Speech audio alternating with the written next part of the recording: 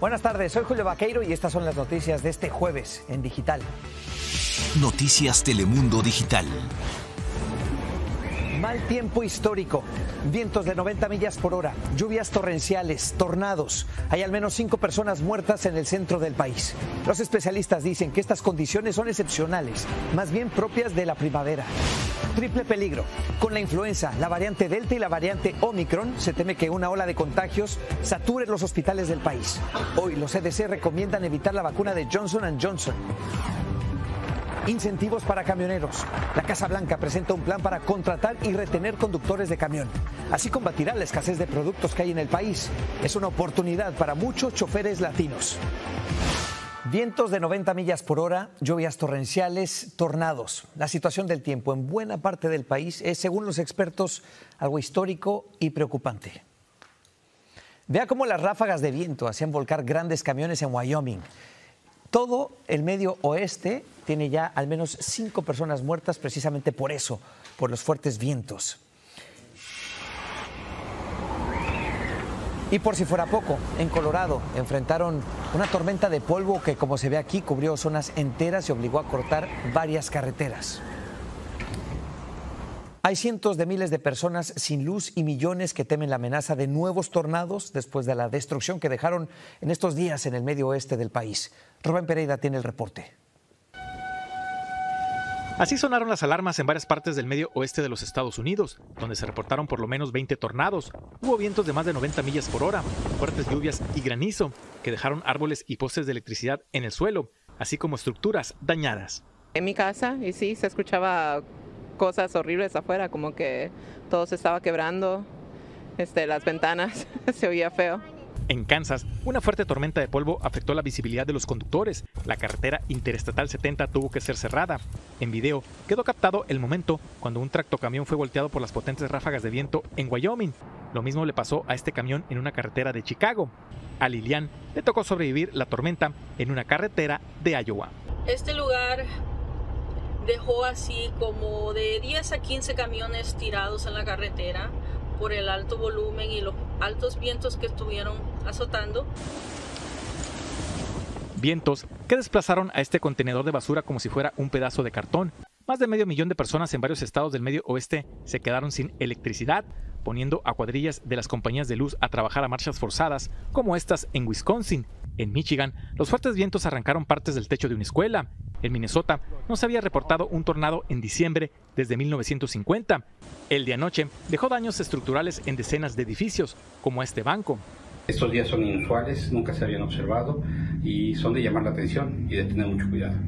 Vehículos estacionados en vecindarios de Chicago como estos no se salvaron de las fuertes ráfagas de viento. Aquí también vemos cómo este alumbrado público quedó doblado, pero lo más impresionante es cómo este árbol frondoso quedó en el suelo.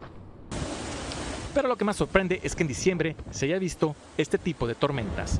Rubén Pereira, Noticias Telemundo. Mientras en Kentucky todavía quedan 16 personas desaparecidas después de los tornados del fin de semana pasado. El gobernador informó hoy que el número de fallecidos subió en las últimas horas, al menos 76 hay en Kentucky, 12 de ellos son menores de edad. En las zonas más afectadas como Mayfield, la Guardia Nacional colabora en la búsqueda de sobrevivientes y en la remoción de escombros. En su visita de ayer, el presidente Biden prometió que el gobierno federal cubrirá el 100% de los esfuerzos de recuperación en los primeros 30 días. En total, estos tornados que azotaron, además de Kentucky y otros estados, han dejado al menos 90 personas muertas. Y ante estos fenómenos tan poco frecuentes en estas fechas, la pregunta que nos hacemos es, ¿qué es lo que está pasando? Ahora nos acompaña nuestro jefe de meteorología de Noticias Telemundo, Carlos Robles. Carlos, buenas tardes. ¿Hay alguna explicación para todo esto? Julio, se trata de la interacción de dos masas de aire, una muy fría y otra sumamente cálida sobre el centro y el medio oeste, que han estado corriendo las temperaturas hasta 35 grados por los valores normales, por encima de esos valores. Y quiero mostrarles cómo ha lucido el país durante los pasados días en estos brotes de tiempo severos. Vean la interacción de esas masas de aire, energizan a estas perturbaciones.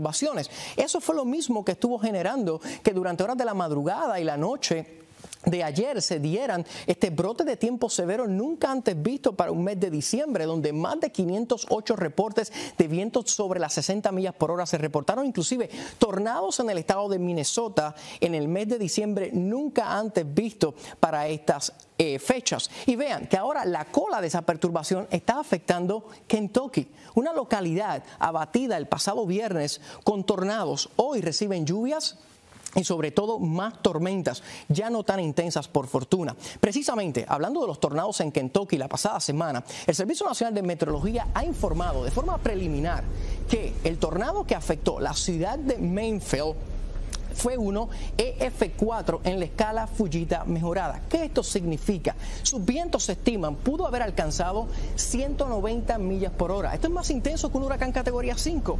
Además, su ancho, el diámetro del tornado fue de 0.7 millas.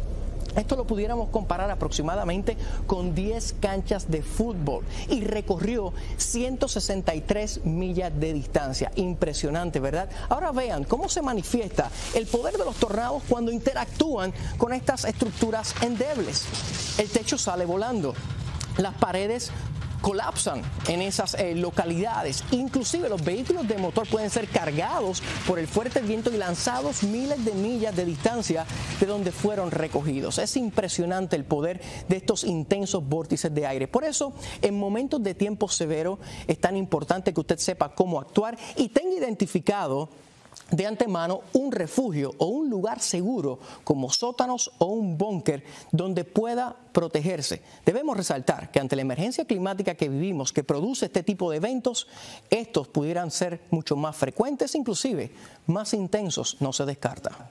Julio. Muchas gracias, Carlos Robles. Hay noticias importantes sobre las vacunas contra el COVID-19. Los asesores de los CDC piden a la mayoría de los estadounidenses vacunarse con las dosis de Pfizer y Moderna en lugar de las de Johnson & Johnson. Carla Mesol explica por qué. Debido a que son más efectivas contra el COVID y al riesgo muy inusual de coágulos sanguíneos, potencialmente mortales, un panel de los CDC recomendó las vacunas de Pfizer o Moderna sobre la de Johnson & Johnson, luego que 54 personas fueran hospitalizadas y 9 murieran. Y en medio de un repunte de casos de COVID-19 en el país, a pie y en auto la espera para realizarse un test es de más de 5 horas, donde viajeros como Ada Pérez quieren asegurarse que no tienen el virus. He estado acá en New York y he visto las noticias que ha cundido más el COVID. Y entonces, por prevención, me quiero hacer el test, por responsabilidad para mi persona y para mi familia. Y es que el porcentaje de personas en la Gran Manzana que dieron positivo se duplicó en tan solo 3 días. Era lo que más nos daba miedo cuando vinimos para acá, pero hasta el momento no hemos tenido ningún síntoma, nos hemos cuidado harto con mascarilla, con distancia también, y esperemos que no pase nada.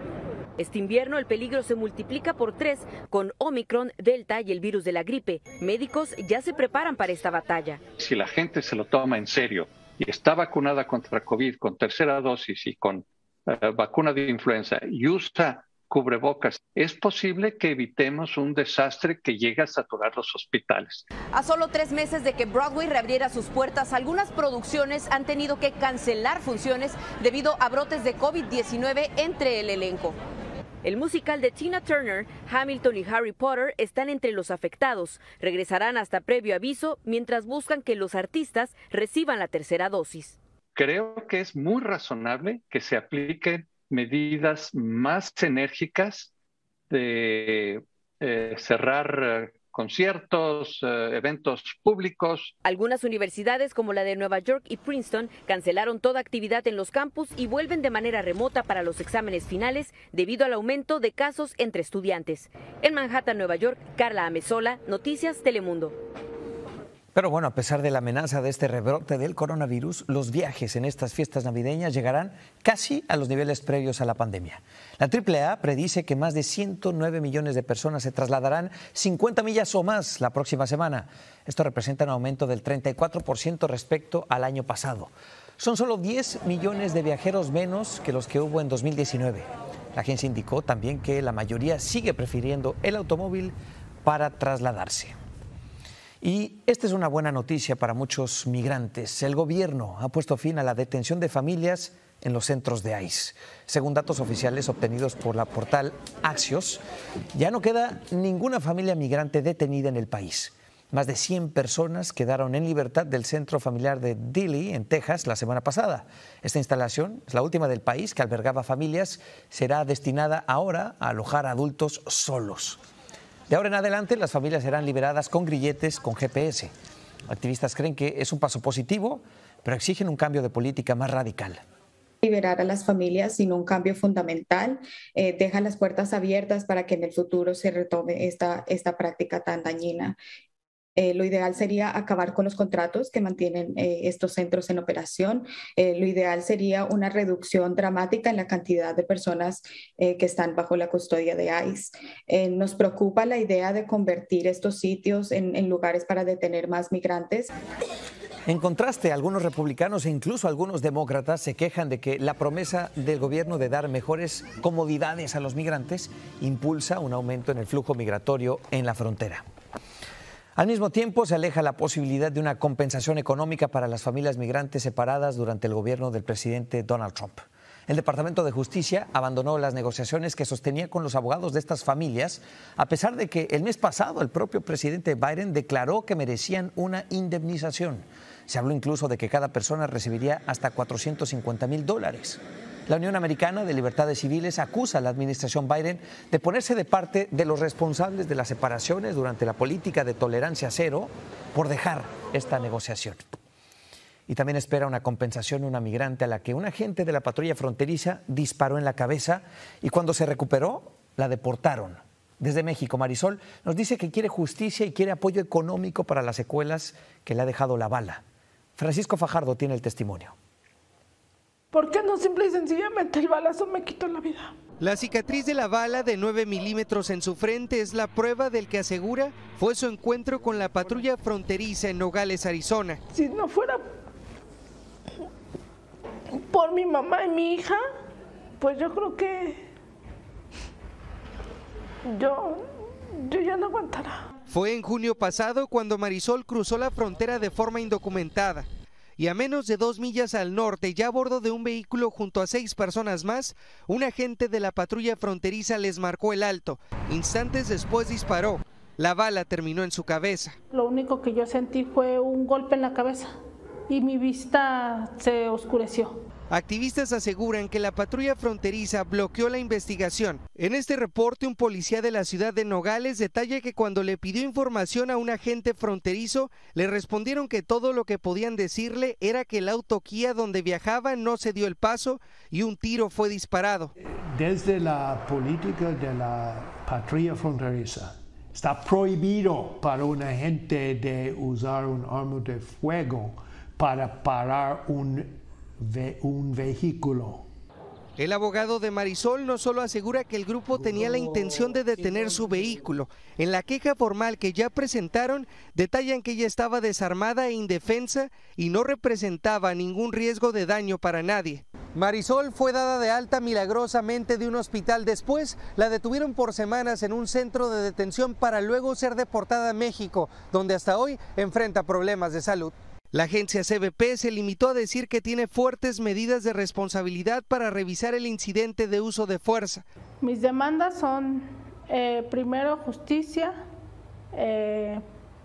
Creo que me lo merezco. Francisco Fajardo, Noticias Telemundo. Se dio a conocer un nuevo plan que hará más fácil la contratación de camioneros. Esta iniciativa del gobierno de Biden busca combater así el desabasto de productos y representa una oportunidad para muchos choferes latinos. Francisco Cuevas reporta. En esta academia de camioneros en Los Ángeles están trabajando contra el reloj, con la necesidad de más de 100,000 choferes por todo el país. Los aspirantes no dejan de llegar. Eso es excelente porque ahorita en la industria de los troqueros estamos muy necesitados de gente que vengan a inscribirse. La escasez de camioneros está creando una verdadera crisis en la red de suministro del país. Miles de contenedores permanecen atorados en los puertos y los pocos choferes activos como Martín están agotados con la demanda de cargas y de envíos. Hay pocos choferes, sí, de que están solicitando choferes. Ante la emergencia, el presidente Biden anunció el plan de acción de camiones que incluye agilizar el proceso para obtener licencias, reclutar a más mujeres y veteranos y aumentar programas e incentivos para futuros choferes. Siento que está muy bien, hay muchas cosas que tenemos que arreglar, más que nada para los latinos. Jason trabajaba en una bodega y ahora espera en enero, luego de su entrenamiento en esta academia, comenzar una nueva y lucrativa carrera por las carreteras de todo el país. El dinero está bien, voy a viajar, voy a ahorrar dinero y voy a conocer el país. Entre los puertos de Long Beach y Los Ángeles estaremos procesando más de 20 millones de contenedores, una cifra que jamás habíamos visto. Y Jason y sus compañeros esperan poder ayudar más cuando salgan a las carreteras. Obtener el permiso de camionero toma unas 5 semanas de arduo entrenamiento y cuesta unos $5,000. Con el plan anunciado por la Casa Blanca, obtener la licencia podría resultar mucho más fácil y muchos latinos están ya respondiendo al llamado. En Long Beach, California, Francisco Cuevas, Noticias Telemundo. Estados Unidos ha enviado un equipo de expertos para investigar el accidente de avión en el que murió el productor de música urbana José Ángel Hernández, conocido como Flow La Movie, y su familia. El jet privado trató de aterrizar de emergencia poco después de despegar en Santo Domingo rumbo a Orlando, Florida, pero terminó estrellándose. Los 2 pilotos también murieron. El hermano de Flow La Movie asegura que el vuelo se había atrasado por fallas en el avión y hace responsable a la aerolínea Elidosa por la tragedia. Él andaba con un niño de 3 años, una niña de 16, un niño de 14 y una de 21 y su esposa. Una familia completa. Por las malas prácticas que tiene la República Dominicana, que no hay un inspector de aviación que pueda detectar que ese avión no podía volar. La compañía no ha comentado sobre las acusaciones, pero dijo que acompañan a las familias en su dolor y que colabora con las averiguaciones. En México, grabaron a un sobrino de Joaquín El Chapo Guzmán disparando dentro de un bar repleto de gente y la policía lo dejó ir. Esto ocurre justo cuando Estados Unidos ofrece una recompensa millonaria para sus primos, los hijos del Chapo. Raúl Torres tiene las imágenes. Apenas sonó el primer disparo, todos corrieron aterrorizados. Fueron al menos 12 tiros. El hombre que dispara fue identificado por autoridades como Aureliano Guzmán, alias El Guanito, sobrino de Joaquín El Chapo Guzmán. Los hechos ocurrieron en un bar de Culiacán, Sinaloa. El hombre corta cartucho y amenaza. Su padre es Aureliano Guzmán, el Guano, uno de los líderes del cártel de Sinaloa y hermano del Chapo. No se sabe por qué disparó. La policía llegó, pero lo dejó libre. Y esto ocurre cuando el gobierno de Estados Unidos anunció una recompensa de $20 millones por 4 hijos del Chapo. Aunque en Sinaloa tampoco creen que a ellos los capturen. Nadie lo va a denunciar porque no llega ni a antes de llegar a su casa ya lo matan. El presidente Joe Biden firmó una orden ejecutiva por la crisis de los opioides. Los hijos del Chapo, Iván Archibaldo, Jesús Alfredo, Ovidio y Joaquín, son señalados por tráfico de fentanilo. Pero el presidente de México dijo que los chapitos son asunto de este país. A quien corresponde detenerlos, pues es a la autoridad nuestra. Esta es la primera vez que se ofrece una recompensa por los hijos del Chapo, pero no por otros narcotraficantes. Por su tío Aureliano, el Guano, se ofrecen también $5 millones. Diversas organizaciones fueron acusadas. Por Rafael Caro Quintero ofrecen $20 millones. Por Ismael El Mayo Zambada, 15 millones. Por Nemesio Ceguera, 10 millones. Según analistas, las recompensas no dan resultados. En torno a los cárteles de la droga hay anillos de protección policíaca, anillos de protección política. Y es que la guerra contra los cárteles parece no tener fin. En México, Raúl Torres, Noticias Telemundo.